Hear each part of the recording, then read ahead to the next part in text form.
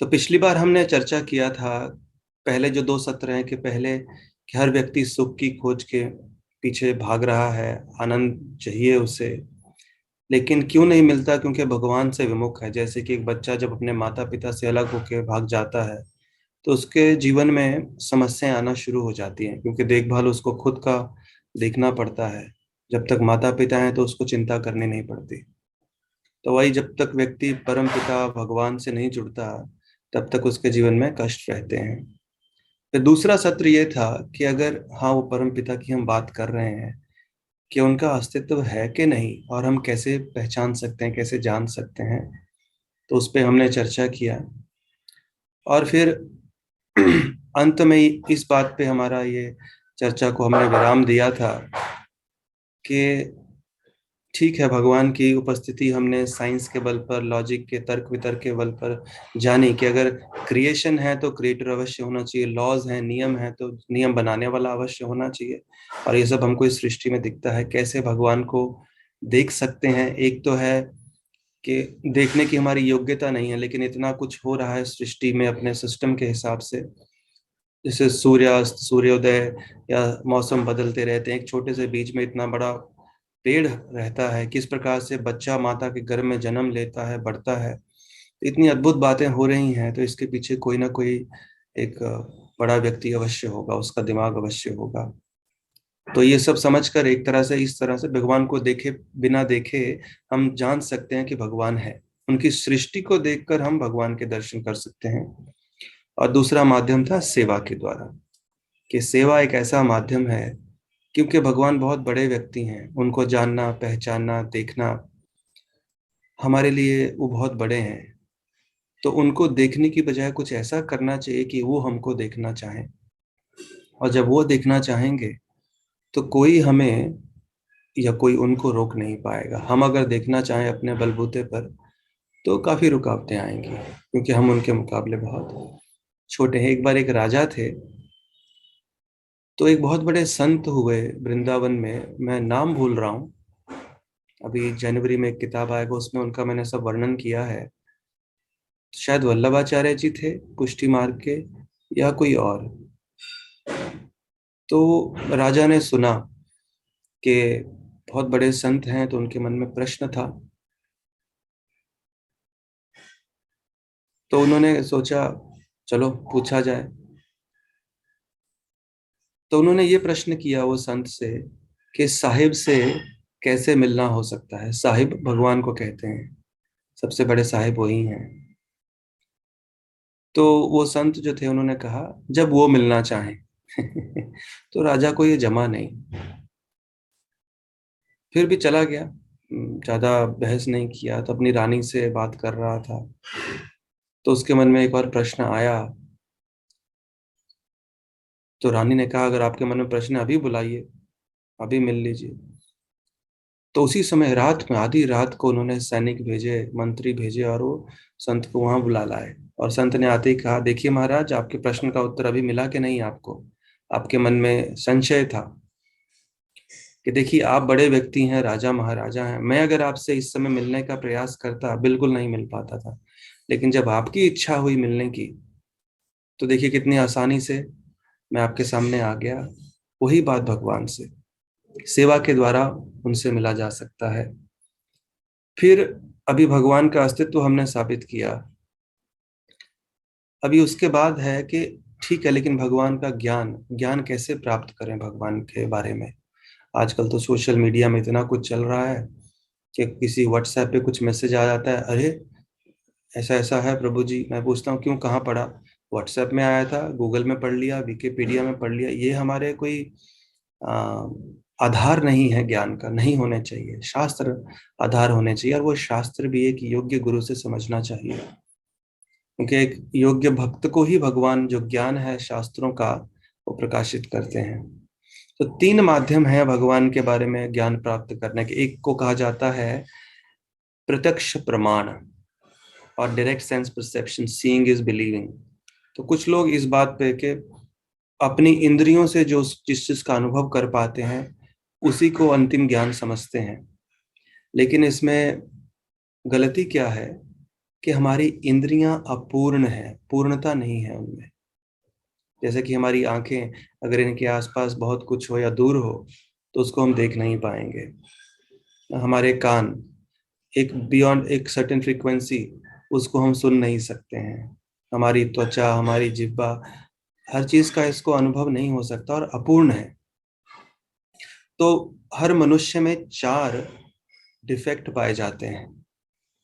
हाँ, तो एक ये है कि इंद्रियां अपूर्ण है, इम्परफेक्ट सेंसेस है। दूसरा है चीटिंग प्रोपेंसिटी, मनुष्य में छल करने की प्रवृत्ति पाई जाती है, दूसरा अवगुण है। तीसरा है अ, भ्रम भ्रम में पड़ने की, कोई भी जैसे जादूगर आ गया, इल्यूजनिस्ट आ गया तो हमको बेवकूफ बना के जा सकता है, कोई चीजें गायब कर देगा, अचानक से प्रकट हो जाएंगी। और गलती हम करते रहते हैं, तो गलती करने की भी हमारी प्रोपेंसिटी है। तो ये 4 अवगुण बताए गए हैं, मनुष्य में सब में है, डिफेक्ट है। और इसके कारण प्रत्यक्ष प्रमाण, ये विधि के जो हम अपनी इंद्रियों से जानेंगे वही सत्य है, ये जो मार्ग है ज्ञान प्राप्त करने का, ठीक नहीं है, क्योंकि हम पूर्ण नहीं है। हमारी इंद्रियां वो पूरी तरह से सफल नहीं हो सकती।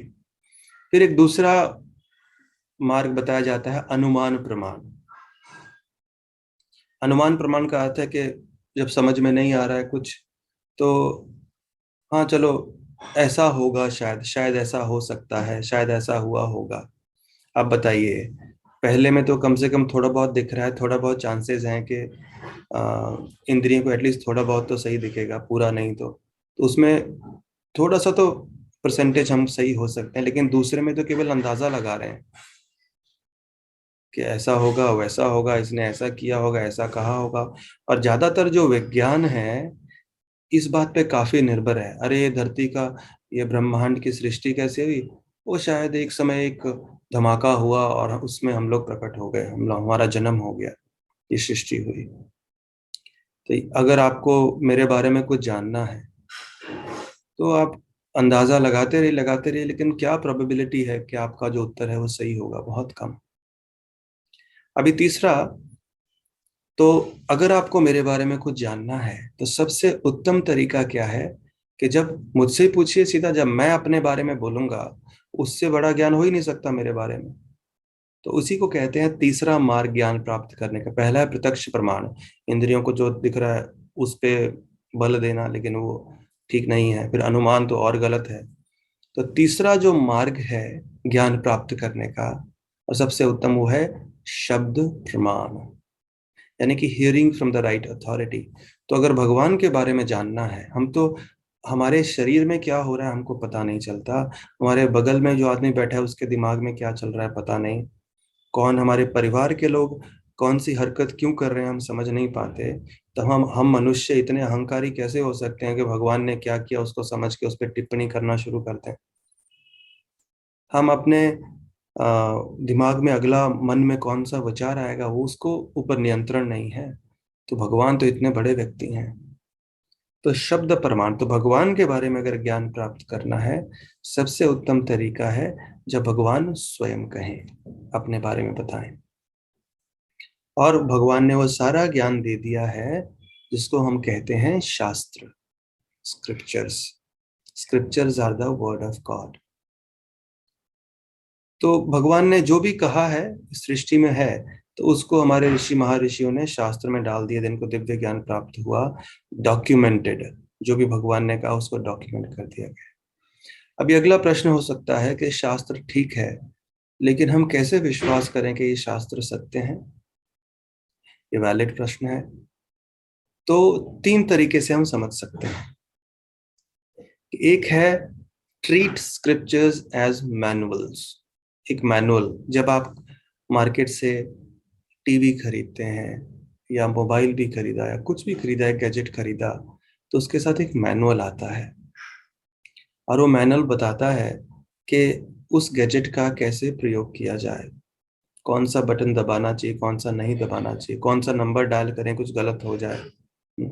तो मैनुअल में उसको, गैजेट को प्रयोग में लाने की सारी विधि बताई जाती है, डूज एंड डोंट सब बताया जाता है, क्या नहीं करना है वो भी बताया जाता है। तो उसी तरह से अगर मैनुअल कहता है ये रेड बटन दबाओ तो शुरू हो जाएगा, तो शुरू हो गया मतलब मैनुअल सही है। मैनुअल कहता है इसको दबाओ बंद हो जाएगा मतलब सही है। उसी तरह शास्त्रों को अगर हमको इमीडिएटली श्रद्धा नहीं है तो मैनुअल जैसा आप ट्रीट करके देखिए। मैनुअल का अर्थ है कि शास्त्र में कुछ नियम दिए गए हैं, उनको अपने जीवन में आप उतार के देखिए। अगर काम करते हैं तो ठीक है, नहीं कर रहे हैं तो तब छोड़ सकते हैं। लेकिन किसी भी चीज को, जैसे मैंने पिछली बार बताया, कि बिना उस पे प्रयोग किए हुए उसको नकार देना, ब्लाइंड रिजेक्शन, वो बहुत ही गलत है।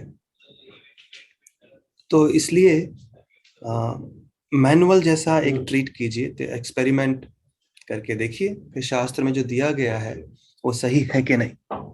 और जैसे ही वो आप अपनाएंगे जीवन में, आपको उससे रियलाइजेशन आएगा, एक साक्षात्कार होगा। और वो साक्षात्कार सच में हो रहा है तो आपको समझ में आएगा, अरे हाँ शास्त्र सही है। अगर इमिडिएटली किसी को श्रद्धा नहीं होती है भाई, तो ठीक है, शास्त्र के जो नियम है, सिद्धांत है, जीवन में अपना के देखिए। 4 दिन 10 दिन नहीं काम करता है तो नकार दीजिए। तो इस तरह से हम जांच पड़ताल कर सकते हैं कि शास्त्र का ज्ञान सही है कि नहीं। पूरी दुनिया घूम फिर के आजकल कहाँ आ रही है, विदेशी सभ्यता पूरी, योगा, मेडिटेशन, कीर्तन, स्पिरिचुअलिटी, आयुर्वेदा, ये सब कहाँ से है? जो हमारे शास्त्रों का ज्ञान है।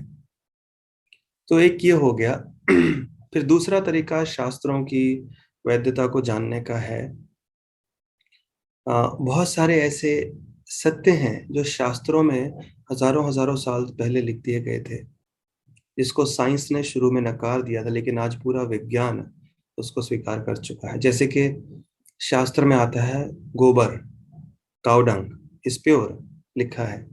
शास्त्र में ये नहीं लिखा कि हर पशु का डंग इज प्योर, इसमें स्पेसिफिकली लिखा है काउ डंग इज प्योर। लेकिन शास्त्र वैज्ञानिकों ने काफी समय तक नहीं माना, रे डंग कैसे किसी का प्योर हो सकता है। अभी इतना मानने लगे हैं कि मैंने सुना है कि काउ यूरिन वगैरह ये सब बहुत सारे उसके वेराइटीज पेटेंट करके रखे हैं यूएस ने, और गोबर को शुद्ध माना गया है। जब कोई पूजा पाठ भी करना होता है तो गोबर का लेप किया जाता है, किसी और का नहीं, उससे शुद्ध माना जाता है, शुद्ध हो जाता है। शास्त्र में लिखा है दुनिया गोल है, ये पृथ्वी गोल है। वैज्ञानिक कई बार कई समय तक माना नहीं, नहीं ये तो फ्लैट है, सपाट है। बाद में जब वो अंतरिक्ष में जाने लगे, वहां से दिखा तो समझ में आया दुनिया गोल है। तो सप्तद्वीप, ये ऐसा करके शास्त्र में लिखा गया। तो वी हैव 7 आइलैंड्स, हमारे यहाँ 7 द्वीप हैं। तो बहुत सारे ऐसे ट्रुथ्स हैं, सत्य हैं। जैसे शास्त्रों में पहले से ही लिखा गया है कि जो पौधे हैं, वनस्पति, वो भी जीव है, उनमें जीवन होता है। किसी ने माना नहीं।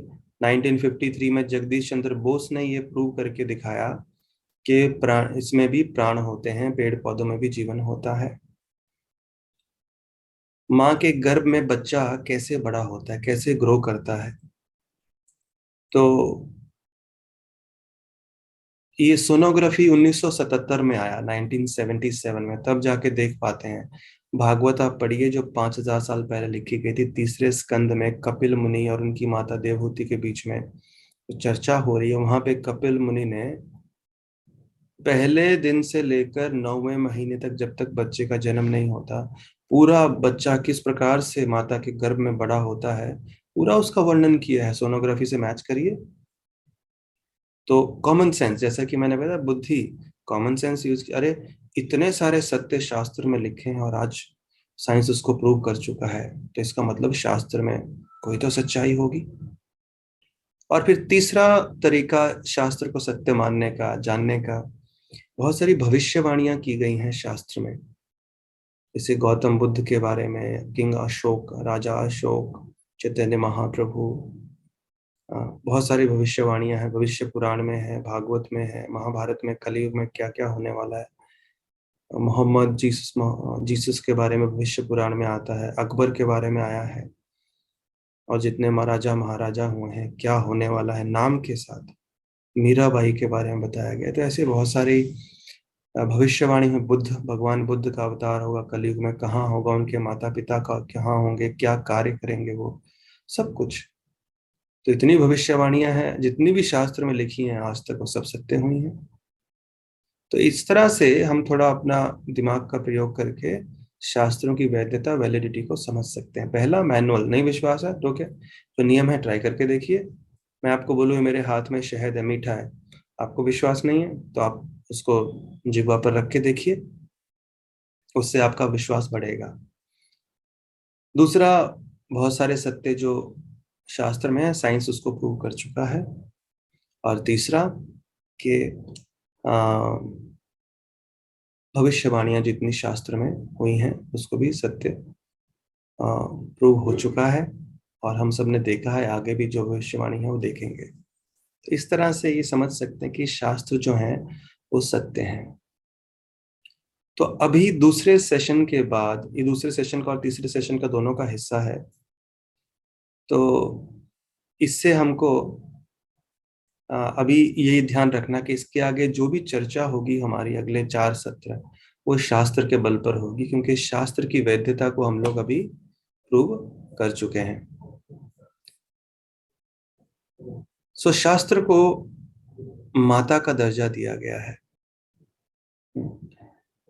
यानी कि अगर मान लीजिए किसी व्यक्ति को ये जानना है कि उसके पिता कौन है, बच्चे को जानना है,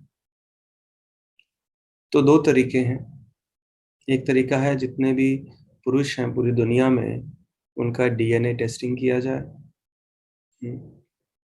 तो उसमें अगर 10% पुरुष भी लेंगे तब भी, और 100 सेकंड दें एक पुरुष को भी डीएनए टेस्टिंग को, भी बहुत ही छोटा समय है ऐसे ही, लेकिन तब भी 800 साल लग जाएंगे 10% पुरुष को भी डीएनए टेस्टिंग के लिए, तो प्रैक्टिकल नहीं है। फिर दूसरा तरीका है, अपनी माँ से पूछ लीजिए भाई पिता कौन है, उसके बाद एक्सपेरिमेंट करके देख लीजिए, उनका डीएनए टेस्टिंग कर लीजिए। तो एक्सपेरिमेंटेशन आध्यात्मिक जीवन के विरुद्ध नहीं है, बल्कि उसका साथी है। बस हमारी मेहनत बच जाती है। अगर शास्त्र कहते हैं ये ऐसा है, तो सब कुछ जानने की बजाय जो शास्त्र कहते हैं उसको पकड़िए, उस पर एक्सपेरिमेंट कीजिए, आपका समय और एनर्जी बहुत बच जाएगा। तो माँ जो कहती है वही सत्य है पिता के बारे में, तो बच्चे को वही स्वीकार करना है। तो शास्त्रों को माँ कहा गया है। तो अगर हमको जानना है हमारे परम पिता कौन है, वो भगवान है तो कौन है, तो माँ से ही ज्ञान लेना पड़ेगा, वो है शास्त्र, इधर उधर से नहीं, शास्त्र। इसको अपना सिद्धांत बनाइए। तो कई बार हम लोग अपनी पुश्तों में कुछ सुनते आ रहे हैं, बड़े हुए हैं परिवार में, तो हमारी अलग अलग धारणाएं बन गई हैं, लेकिन व्यक्ति को बदलने में कोई दिक्कत नहीं आनी चाहिए, उसको हेजिटेशन नहीं होना चाहिए बदलने में, कि अभी तक हमने जो सोच हासिल की है गलत भी तो हो सकती है।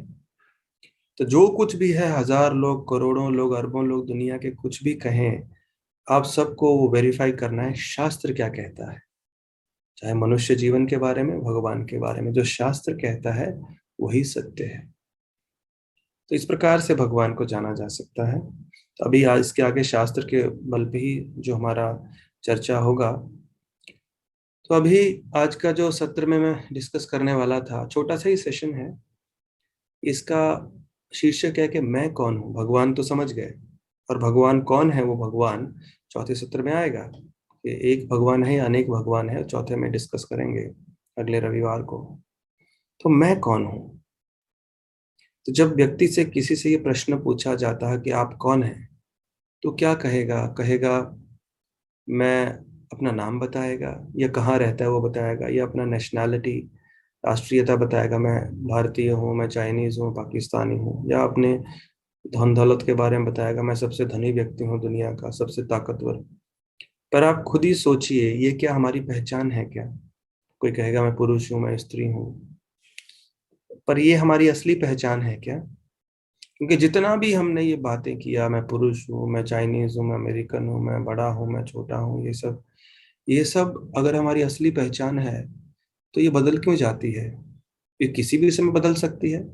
आज मैं इंडिया में हूँ, कल जाके बोलो चलो मैं यूएस का सिटीजन बनना है, या पाकिस्तान का है, कहीं का भी, तो मेरी तो पहचान बदल गई। तो मेरी असली पहचान थोड़ी, जो बदलती रहे वो असली पहचान थोड़ी हो सकती है। तो इसके लिए साइंटिफिकली, रैशनली इस चीज को समझना जरूरी है कि मैं कौन हूँ। जब इस प्रश्न का उत्तर हमको मिल जाएगा, कि मैं कौन हूँ, इसको जब समझ जाएंगे, तब हमको हर आगे के प्रश्न का उत्तर मिल जाएगा कि भगवान से क्यों जुड़ना चाहिए, क्यों आध्यात्मिक जीवन जरूरी है, क्यों भगवान का नाम लेना चाहिए, क्यों उनकी सेवा करनी चाहिए, क्यों शास्त्र पढ़ने चाहिए, क्यों सत्संग करना चाहिए। ये सब समझ में आ जाएगा जब ये एक प्रश्न का उत्तर समझ में आ जाए कि मैं कौन हूँ। तो शास्त्र क्लियरली बताते हैं कि हम ये शरीर नहीं है। जितने भी पहचान के बारे में हमने बात की हमारे शरीर से संबंधित है, लेकिन शास्त्र बताते हैं कि हम ये शरीर नहीं है, हम आत्मा है। कितनी बार हमने बचपन से इस वाक्य को सुना होगा ना कि हम शरीर नहीं आत्मा है, लेकिन कितनी बार इस चीज को ध्यान दिया। I am not the body, I am a spirit soul, a spiritual being. हम भौतिक नहीं हैं, आध्यात्मिक हैं। ये शरीर हमारी पहचान नहीं है, हम इस शरीर में रह रहे हैं। और जब ये शरीर रहने लायक नहीं रहता, हम दूसरे शरीर में चले जाते हैं। तो हमारा असली जो पहचान है वो आध्यात्मिक है। इसके लिए ध्यान देना अपने आध्यात्मिक जीवन पे बहुत आवश्यक है। एक बूढ़ी औरत थी और वो मार्केट से एक सोने का पिंजरा खरीद कर लाई। उसके पास एक तोता था, तो उसको सोने का पिंजरा इतना पसंद आया, उसने उसमें उस तोते को डाल दिया। और वो सोने के पिंजरे से इतनी आकर्षित थी कि उसको हर दिन साफ करती रहती थी, हर दिन चमकाती रहती थी। और एक दिन उसने देखा कि जो तोता था उस पिंजरे में वो मर चुका था, उसकी मृत्यु हो गई। तब उसको समझ में आया क्या गलती थी उसकी, कि वो पिंजरे से इतनी आकर्षित होगी, उसको चमकाने धमकाने में इतना लग गई कि तोते को खाना खिलाना ही भूल गई। और हमारी वही स्थिति है। ये जो शरीर है एक पिंजरा है हमारे लिए, हम इसमें रहते हैं, लेकिन हम इसको खिलाने पिलाने में इतना, इसी को केवल सुख सुविधा कैसे देनी है, इसको कैसे फिट रखना है, उसमें इतना समय दे देते हैं और अपने लिए समय भूल जाते हैं। तो भगवत गीता में आता है कि हम शरीर नहीं आत्मा है। सबसे पहला सिद्धांत जो भगवान बताते हैं वो ये है कि हम शरीर नहीं है, आत्मा है बाबा। जब गीता का प्रवचन शुरू करते हैं पहली चीज ही कृष्ण ये बताते हैं, क्योंकि अगर किसी ने कोई बड़ी ऑर्गेनाइजेशन खोली है, आप उसमें जाएं, आपने उसमें जॉब लिया है, तो सबसे पहले आपको आपकी पहचान बताई जाती है। अगर आपको पता ही नहीं है कि आप सीईओ हैं, चेयरमैन हैं, या रिसेप्शनिस्ट हैं, या पियोन हैं, या एचआर हैं, सीएफओ हैं, तो आपको कैसे पता चलेगा क्या करना है? आप कुछ भी उल्टा पुल्टा करते रहेंगे।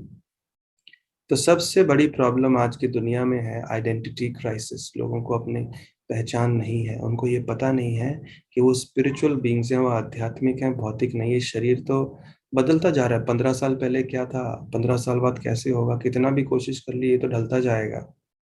लेकिन हम शरीर में रहते हैं, हम नहीं बदले हैं। जैसे कि हम देखिए, हम कहते हैं ये मेरा हाथ है, हम कहते हैं ये मेरा सर है, ये मेरा चेहरा है, ये मेरा छाती है, चेस्ट है, ये मेरा शरीर है। क्या हम कभी कहते हैं कि मैं, ये मैं शरीर हूँ? ये मेरा शरीर है, मेरे शरीर में दर्द हो रहा है, मेरी माई बॉडी, माई बॉडी हम कहते हैं, हम ये नहीं कहते आई बॉडी। तो लॉजिकली समझिए आत्मा का अस्तित्व। एक तरीके से आत्मा का अस्तित्व कैसे समझ सकते हैं लॉजिकली, कि हम कहते हैं ये मेरा शरीर है, मेरे शरीर में दर्द हो रहा है, my body is aching. Subconsciously हम कहते हैं ना, हम थोड़ी कहते हैं कि आई बॉडी इज एकिंग, मेरे सर में क्या हो रहा है। तो अगर मैं कहूं कि ये मेरा फोन है, तो इसके दो अर्थ हुए। एक तो कि मैं और फोन अलग अलग हैं, दो अलग वस्तु हैं, व्यक्ति हैं। और दूसरा, मैं इस फोन का मालिक हूं। तो जब मैं कहता हूं ये मेरा शरीर है, ये मेरा सर है, मेरा पैर है, तो इसका अर्थ है कि मैं और जो ये शरीर है दोनों अलग हैं। मैं अलग हूं, शरीर अलग है, और मैं इस शरीर का मालिक हूं। तो इस तरह से लॉजिकली समझना चाहिए आत्मा का अस्तित्व। पहले ये समझना कि मैं शरीर नहीं आत्मा हूँ, और कैसे समझें कि आत्मा का अस्तित्व है। लॉजिकली इससे समझ गए। अभी साइंटिफिकली बात करते हैं। तो साइंस में भी कई बार बहुत समय तक ये विश्वास नहीं था लोगों को कि आत्मा होती है शरीर में। उनको लगता था ये शरीर समाप्त हुआ, फिनिश्ड, और कुछ है ही नहीं। तो लॉजिकली एक और चीज समझते हैं कि जब व्यक्ति की मृत्यु होती है, जब व्यक्ति की मृत्यु होती है, तो हम कहते हैं वो चला गया। कौन चला गया भाई? वो तो आपके सामने पड़ा रहता है व्यक्ति। तो सबकॉन्शियसली उस समय समझ में आता है कि जिस व्यक्ति से हम हमेशा बात कर रहे थे, प्रेम जता रहे थे, प्रेम प्राप्त कर रहे थे, वो तो कोई और ही था, ये शरीर नहीं था। तो इस तरह से व्यक्ति एनालिटिकली लॉजिकली समझ सकता है कि वो असली व्यक्ति कौन है। शरीर तो खाली एक मशीन है, डेड है हमेशा शरीर, आत्मा के प्रवेश के कारण ही जीवित रहे। तो जिस व्यक्ति से हम जिंदगी भर बात करते हैं ना, घूमते फिरते हैं, वो व्यक्ति को तो हमने कभी देखा ही नहीं है। और ना ही कभी देख पाते हैं। और उनके रहने में आसक्ति हो जाती है, जाने में शोक करने लगते हैं। तो और आत्मा जो है कभी नाश नहीं होता उसका। तो लॉजिकली इस तरह समझ सकते हैं कि अगर ये व्यक्ति की असली पहचान है, वो तो अभी भी सामने है, तो कौन चला गया? यानी कि वो जीवात्मा जो है जा चुकी है शरीर को छोड़कर। जो असली व्यक्ति है, शरीर पहचान नहीं है। और वो आत्मा के शरीर छोड़ते ही, हमारे शरीर छोड़ते ही व्यक्ति का शरीर का देखिए 3 दिन में गंध आने लगती है। तो शरीर डेड मैटर है हमेशा। हम अलग हैं। और क्योंकि हम आध्यात्मिक हैं, इसके लिए हमारा खाना भी, भोजन भी आध्यात्मिक ही होना चाहिए। और जितना हम आध्यात्मिकता से जुड़े रहेंगे, उतना हम संतुष्ट रहेंगे। जैसे कि जितना व्यक्ति का शरीर को खाना मिलता रहेगा, उतना शरीर संतुष्ट रहता है, स्वस्थ रहता है। उसी तरह हम जो जीवात्मा है, आध्यात्मिक है, जितना अपना खाना, भगवान का नाम, सेवा, कथा, इनसे जुड़े रहेंगे, उतना हमारा जो हम लोग अंदर से स्ट्रांग रहेंगे, शक्तिशाली शक्ति हमारी बनी रहेगी। फिर दूसरा तरीका है साइंटिफिकली कैसे समझें आत्मा का अस्तित्व। साइंस तो कभी मानता ही नहीं था, लेकिन अभी मानता है। तो हुआ यूं कि एक बार एक व्यक्ति हैं, डॉक्टर माइकल सेबॉम, बहुत बड़े हार्ट सर्जन थे। तो वेस्ट वर्जीनिया में कहीं, तो एक हॉस्पिटल में खड़े थे, सालों से उस हॉस्पिटल में काम करते थे। तो एक औरत को लाया गया स्ट्रेचर पर, बेहोश थी, मेजर सर्जरी करना था। उन्होंने किया, 4-5 घंटे सर्जरी चला। उसके बाद 1-2 घंटा और वो लेडी जो थी बेहोश रही। उसके बाद डॉक्टर मिलने गए उससे। तो लेडी डॉक्टर सेबाम को देखकर कहती है कि डॉक्टर साहब, आपको पता है आपका जो ये हॉस्पिटल का टेरेस है, जैसे ही आप उसमें प्रवेश करेंगे, बाईं तरफ ना फटे हुए नाइकी के जूते पड़े हुए हैं। थोड़ा सा आगे बढ़ो तो राइट साइड में, दाएं साइड में एक पानी की टंकी है। और थोड़ा और आगे जाओ तो ओक ट्री है एक। तो माइकल सेबॉम इतने सालों से यहाँ काम कर रहे थे, बोले मैंने कभी ऐसा नोटिस नहीं किया, और इतना बड़ा पेड़ है, मैंने कभी नोटिस नहीं किया। और दूसरी बात है कि अमेरिका जैसे कंट्री में वो लोग क्या करते हैं, कई बार जो टेरेस होता है हॉस्पिटल का, उसको लॉक करके रखते हैं। क्योंकि कई बार पेशेंट, कुछ दुख हुआ तो जाकर आत्महत्या कर लेते हैं, तो बंद रखते हैं। तो उन्होंने जाके पूछा हॉस्पिटल वालों से कि कब से आप लोगों ने ये जो टेरेस का दरवाजा नहीं खोला है, कब से टेरेस लॉक एंड की में है? उन्होंने बताया हमने 6 महीने से नहीं खोला है। फिर उन्होंने वो चाबी लिया, देखना वेरीफाई करना चाहते थे कि जो औरत कह रही है सही कह रही है। क्योंकि ये तो जब आई बेहोश थी, ऑपरेशन के समय बेहोश, अभी उसको होश आया है, चल फिर नहीं सकती, इसको कैसे समझ में आ गया? थोड़ा उनको आश्चर्य हुआ। चाबी जब लिया, टेरेस में प्रवेश किया, जैसा उस औरत ने कहा था, बाईं तरफ टॉन नाइकी शूज, आगे बढ़े पानी की टंकी, आगे बढ़े ओक ट्री। और इतने सालों में उन्होंने पेड़ को उन्होंने ध्यान नहीं दिया था कभी कि ऐसा पेड़ भी है। तो इससे फिर मेडिकल साइंस में एक और फील्ड का उजागर हुआ, जिसको कहते हैं आउट ऑफ बॉडी एक्सपीरियंस और नियर डेथ एक्सपीरियंस। होता क्या है कि जब एक कोई बड़ी सर्जरी, मैं अभी पिछले बारी 2 लोगों से मिला, पिछले हफ्ते, पिछले से पिछले हफ्ते, जिन लोगों को ये एक्सपीरियंस हुआ, हो चुका है। तो इसमें होता क्या है, जब एक बड़ी सर्जरी किसी व्यक्ति के ऊपर की जाती है, तो कई बार जो आत्मा है शरीर से निकलकर इधर उधर घूमने लगती है, बहुत लाइट फील करते हैं। और ये जो लड़का मुझे बता रहा था एग्जैक्टली उसने वही बताया जो मैं इस सेशन में बताता हूँ हमेशा। एक लाइट लाइट दिखती है, फिर आपको बहुत हल्कापन महसूस होता है, आप घूम फिर के जाते हैं। और इतना डिटेल में बताया ये व्यक्ति ने उनका नियर डेथ एक्सपीरियंस और आउट ऑफ बॉडी एक्सपीरियंस। और जब वो सर्जरी और उस समय जो कार्डियोग्राफ है वो भी पल्स ठीक से नहीं दिखाता, शायद फ्लैट हो जाता है। और जब समय हो जाता है तो आत्मा शरीर में वापस आ जाती है। तो आप बोले जब आत्मा शरीर से निकल गई तो फिर आदमी की मृत्यु हो जाना चाहिए, वापस कैसे आ जाती है? तो प्लीज समझिए सिद्धांत, जब तक भगवान की इच्छा हो, जब तक भगवान ने जो समय निर्धारित किया है वो नहीं आता है, आदमी चाहकर भी, मतलब आत्मा शरीर से निकल भी जाएगी तो वापस आ जाएगी। ऐसे भी बहुत सारे सत्य घटनाएं हैं कि एक औरत की मृत्यु हो गई लेकिन उसने सब कुछ देखा और आके सब कुछ बताया। यमराज ने कहा रे इसको नहीं लाना था, दूसरे को लाना था। तो ये तो एक सतनाम कौर एक लेडी थी, उसकी स्टोरी है। तो अभी पिछली बार जो मैं मिला, पिछले से पिछले हफ्ते, मैं नाम भूल रहा हूँ व्यक्ति का, तो उन्होंने पूरा स्टोरी सुनाया है कि उनके और उनके दोस्त के साथ भी ऐसा कुछ हुआ है। तो जैसे कि आप ढलान है और वहां आप ड्राइविंग कर रहे हैं तो कई बार आप क्या करते हैं, इंजन को बंद कर देते हैं। जब ढलान खत्म हो जाए इंजन को दोबारा शुरू कर दो। तो वैसा ही होता है कि बॉडी से आत्मा निकल जाती है, थोड़े समय बाद फिर वापस आ जाती है घूम फिर कर। तो इससे फिर सब लोग जो थे वो आत्मा के अस्तित्व को मानने लगे कि नहीं भाई, शरीर से बाहर भी कोई चीज है जो इस शरीर को चला रही है, और अगर वो चीज नहीं रहे तो शरीर समाप्त हो जाएगा। तो कई थ्योरी ऐसी है ना, ये शरीर कुछ नहीं है, शरीर के खत्म होते ही सब भस्म हो जाता है, कुछ नहीं, ये सब मनगढ़ंत बातें हैं। कहने को लोग कुछ भी कहें लेकिन जो सत्य है वो सत्य ही रहेगा। फिर तीसरा चीज जिससे आत्मा का अस्तित्व और रीइंकारनेशन का थ्योरी कि आत्मा शरीर बदलती है और पुनर्जन्म होता है व्यक्ति का, इसके लिए व्यक्ति को सोच समझ कर अपना जो जीवन है बिताना चाहिए, क्योंकि अगला जन्म में जवाब देना पड़ता है, उसी हिसाब से अगला शरीर भी मिलता है। पुनर्जन्म की बहुत सारी घटनाएं जो साइंस ने वेरीफाई किया, प्रूव किया, उसमें सबसे बड़ा नाम आता है डॉक्टर इयान स्टीवेंसन। आप गूगल भी कर सकते हैं। और उन्होंने कम से कम 3,000 केसेस सिर्फ इंडिया से ही नहीं, मिडिल ईस्ट से, यूएस से, यूरोप से, ये सब जगह से उन्होंने वेरीफाई किए हैं।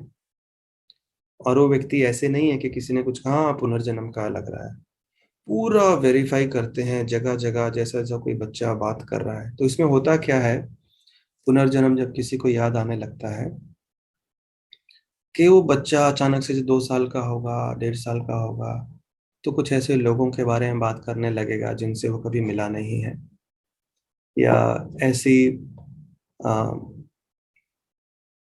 जगह के बारे में बात करने लगेगा जो उसने कभी विजिट भी नहीं किया, कहीं गया नहीं है।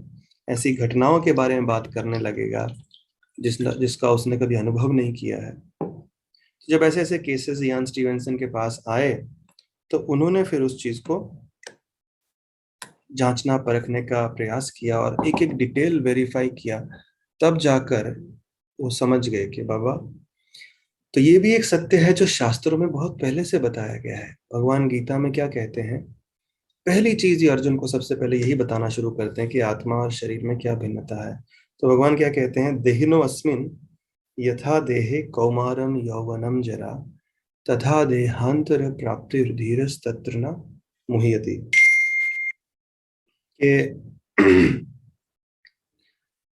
जो शरीर है हमारा वो 6 बदलाव से गुजरता है, और उसमें मृत्यु जो है वो अंतिम बदलाव है। हम्म? मृत्यु जो अंतिम बदलाव है, और उसके बाद क्या होता है, तथा देहांतर प्राप्ति, तथा उसके बाद जो आत्मा है दूसरे शरीर में चली जाती है। तो इसके लिए बहुत सोच समझ कर मनुष्य को जीवन जीना चाहिए। ये कोई ऐसा T20 मैच या वनडे मैच नहीं है। हर समय हम क्या कह रहे हैं, क्या खा रहे हैं, किस तरह से जीवन बिता रहे हैं, क्या कर रहे हैं, हर चीज ये निर्धारित कर रहा है हर समय हर क्षण के भविष्य में हमको क्या मिलने वाला है। तो बहुत कॉन्शियस, बहुत माइंडफुल होना चाहिए। और वो जो माइंडफुलनेस है, कॉन्शियसनेस है, ऐसा नहीं कि मेजोरिटी वाले लोग क्या कह रहे हैं वो बेस होना चाहिए शास्त्र पे, क्योंकि शास्त्र के नियमों के आधार पर ही हमको जांचा जाता है, हमारी किस्मत को, हमारी डेस्टिनी को समझा जाता है। तो ऐसे बहुत सारे केसेस हैं, आप गूगल कर सकते हैं। इयन स्टीवेंसन, पहली पुस्तक जो उन्होंने लिखी थी, 20 केसेस सजेस्टिव ऑफ री इनकारनेशन, तो पुनर्जन्म। तो साइंस समझिए आप, या लॉजिकली हमने बात किया कि हम कहते हैं ये मेरा हाथ है, मेरा शरीर है, तो लॉजिकली समझिए जब शरीर से आत्मा निकल जाती है तो कोई ना कोई चीज थी जो शरीर को जीवित रखे हुई थी, वो व्यक्ति था, वो आत्मा था, जो उसकी असली पहचान। दूसरा, मेडिकल साइंस, साइंस के बल पर नियर डेथ एक्सपीरियंस और इनकारनेशन का थ्योरी जो प्रूव हो चुका है। और तीसरा, शास्त्र के हिसाब से जो मैंने आपको बताया कि किस तरह से आत्मा के अस्तित्व को जान सकते हैं, यानी कि अपनी असली पहचान हम कर सकते हैं। अस्तित्व को जानना बड़ी बात है, ठीक है, लेकिन ये सत्र में क्या बताया जा रहा है कि ये समझना जरूरी है कि हम कौन हैं। जब हमको समझ में आ जाएगा कि हम कौन हैं, तो बाकी सब ऑटोमेटिकली समझ में आ जाएगा कि फिर करना क्या है। तो इसके लिए गीता में भी जब दूसरे अध्याय में भगवान श्री कृष्ण कहना शुरू करते हैं, शास्त्र अपना संदेश देने लगते हैं, सबसे पहले ये बताते हैं कि हमारी पहचान क्या है। उसमें कम से कम 20 श्लोक में भगवान ने एक ही चीज बताई कि हम किस प्रकार से शाश्वत आत्मा है, शरीर नहीं है। शरीर नष्ट हो जाएगा, हम नष्ट नहीं होते हैं। तो हमारी, और शरीर 84 लाख टाइप के हैं, कोई भी शरीर मिल सकता है जीवात्मा को, फंस सकते हैं। इसके लिए मनुष्य जीवन को बहुत ध्यान से जीना चाहिए। और भगवान की भक्ति अगर कोई करता है, भगवान से जुड़ा रहता है, कृष्ण भक्ति भगवान 6 अध्याय में बताते हैं, तो अगर वो व्यक्ति भक्ति पूरी नहीं भी कर पाए तो कम से कम उसका मनुष्य जीवन तो अगले, मनुष्य जन्म तो अगले जन्म में तय रहता है। भक्ति पूरी हो गई तो भगवान के धाम जाता है। बहुत सिंपल सी बात है। तो मनुष्य जीवन मिला ही है ये जन्म मृत्यु कर्म बंधन इसको समाप्त करने के लिए। सो प्लीज, इसके लिए एक सबसे बड़ा क्राइसिस है ये दुनिया। लोग नहीं समझ रहे हैं कि वो कौन है, इसके लिए वो कर रहे हैं जो उनको नहीं करना चाहिए। तो हम शरीर नहीं, आत्मा है। आई am not this body, I am a spiritual being. और हम क्योंकि स्पिरिचुअल बीइंग हैं, इसके लिए हमारा खाना भी अलग है, आध्यात्मिक है, क्योंकि हम आध्यात्मिक हैं। तो इस तरह से किस प्रकार से हमारी जो पहचान है हमको समझ सकते हैं। शरीर में हम रह रहे हैं, हम शरीर नहीं है। और इस शरीर का जो समय है वो निर्धारित है। जब इसका समय पूर्ण हो जाएगा तो फिर हमको दूसरे शरीर में जाना पड़ेगा।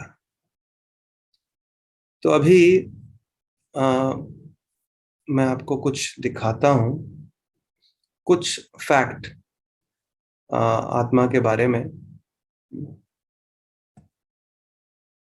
जो आप देख सकते हैं।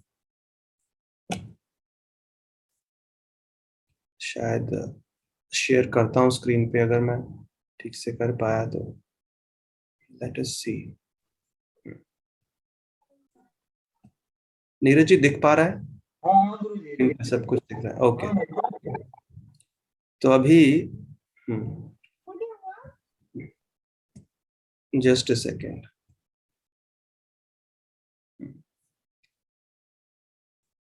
ये सब तो हमने डिस्कस कर लिया।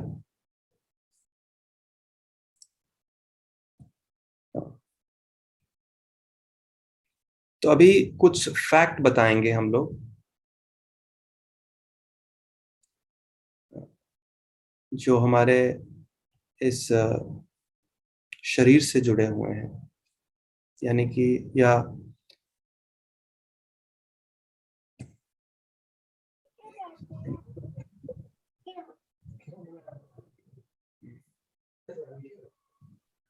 ये आपको दिख रहा है सब? हाँ, ठीक है, रहने दीजिए, ऐसे ही बता देता हूँ, थोड़ा सा इशू है। ओके। सो कितने प्रकार के हमारे, कितने बॉडी हैं, कितने शरीर हैं? तो 3 शरीर हैं हमारे। एक तो होता है ग्रॉस बॉडी, जो हमको दिख रहा है, पंच तत्व से बना हुआ, earth water fire air ether. फिर उसके बाद होता है एक स्थूल शरीर, सूक्ष्म शरीर और सटल बॉडी, जो बना होता है मन, बुद्धि और अहंकार से। तो मन, बुद्धि और अहंकार ये सटल एलिमेंट्स हैं, लेकिन हमको दिखते नहीं है। और फिर तीसरा होता है जो आध्यात्मिक शरीर हमारा, जो कि हम है, जीवात्मा। और जब व्यक्ति की मृत्यु होती है तो हमारा ये जो शरीर है सामने वाला, ये इधर ही छूट जाता है, लेकिन जो सूक्ष्म शरीर होता है, इसमें हमारे हमारे इच्छाएं, भावनाएं, अनुभव इस जीवन के और पिछले कई जन्मों के पड़े रहते हैं। मन और बुद्धि, मन में सब पड़े रहते हैं, सबकॉन्शियस माइंड में बुद्धि, इंटेलिजेंस और अहंकार, ये भी एक एलिमेंट है। वो हमको यानी कि आत्मा को लेकर दूसरे शरीर में जाता है, डिपेंडिंग ऑन कि हमारे मन, बुद्धि, अहंकार में किस प्रकार का शुद्धता है या अशुद्धता है। तो इसके लिए मन को, बुद्धि को, अहंकार को शुद्ध करना बहुत जरूरी है, क्योंकि अगर शुद्ध होगा हमारा सूक्ष्म शरीर तो जीवात्मा को शुद्ध स्थान पर लेकर जाएगा। मन को शुद्ध करने का तरीका, इंटेलिजेंस को, वो सब लास्ट सेशन में आएगा, प्रैक्टिकल एप्लीकेशन जब होगा। लेकिन हमारे ये तीन शरीर होते हैं, यही शरीर खाली इधर छूटता है, लेकिन सूक्ष्म शरीर, mind, body and mind, intelligence and false ego, soul को लेकर नेक्स्ट डेस्टिनेशन में, नेक्स्ट शरीर में जाता है। इसके लिए जो व्यक्ति है, जब हम जन्म लेते हैं, कहाँ से ऐसे ऐसी अचानक से इच्छाएं आती हैं, अरे मुझे तो ये अच्छा लगता है, अरे मुझे ये अच्छा लगता है, अरे मुझे वो अच्छा लगता है, मुझे ये करना है, मुझे बड़े होकर ये करना है। ये संस्कार हम हमारा सूक्ष्म शरीर में हैं, पिछले जन्मों से आ रहे हैं, और इस जन्म में समय आने पर वो बाहर आने लगते हैं। तो हमारे तीन शरीर हैं, तो तीसरा जो है वो आध्यात्मिक शरीर है। तो उसके बाद कुछ थोड़े से फैक्ट सोल के बारे में, जो कि जानना जरूरी है, समझ सकते हैं उसको। व्हाट हैपन्स आफ्टर डेथ, ये बात हमने कर ली। और क्या हर व्यक्ति के शरीर में आत्मा सेम रहती, एक ही आत्मा है? नहीं, हर आत्मा जो जीवात्मा है वो अलग रहती है। यहाँ तक कि जो जुड़वा बच्चे भी होंगे, बाहर से दिखने में एक जैसे दिखते हैं, लेकिन उनमें भी दो अलग अलग सोल्स होते हैं, दो आत्मा रहता है, दो जीव उसमें अलग से रहते हैं। तो सोल का कोई फॉर्म है क्या, कई बार लोग पूछते हैं। अवश्य है। जैसे कि भगवत गीता में हमारे शरीर को गारमेंट, वस्त्र बताया गया है, और लेकिन वो वस्त्र किस प्रकार से बनते हैं, जैसा एक व्यक्ति का शरीर होता है उसकी शेप के बनते हैं। उसी तरह ये जो शरीर का शेप है, ये जीवात्मा के शेप पे बनता है, खासतौर पे मनुष्य, क्योंकि सबसे ज्यादा इवॉल्व है। तो जैसा जीवात्मा का, आत्मा का आकार होता है, वैसा ही ये मनुष्य शरीर उसको मिलता है। और आत्मा कौन से हिस्से में रहती है शरीर के, तो जो वैज्ञानिक लोग हैं बता चुके हैं कि उनको ये पता नहीं है, लेकिन इतना पता है कि जो हार्ट है, हमारा हृदय है, वो सीट ऑफ ऑल एनर्जी है, सारी एनर्जी वहां से आता है, लेकिन उनको पता नहीं क्यों, क्योंकि शास्त्र बताते हैं कि जीवात्मा, जो आत्मा है, वो हृदय में निवास करती है। सोल जो है resides in the region of the heart. और साइज जो है आत्मा का बहुत ही सूक्ष्म है, बहुत सूक्ष्म है, बहुत छोटा है। और आत्मा क्योंकि दिव्य है, तो इन नेत्रों से देखना उसको मुश्किल है। लेकिन आ, ऐसा नहीं कि देख नहीं सकते। इसके लिए हम लोग उदाहरण देते हैं कि आ, कई बार बोलते हैं लोग, अरे आत्मा है, भगवान है, तो दिखाओ हमको। अब आप देखिए कि मान लीजिए हमको कोई माइक्रो ऑर्गेनिज्म है, छोटा सा, उसको देखना है, तो उसके लिए हम लोग माइक्रोस्कोप यूज करते हैं।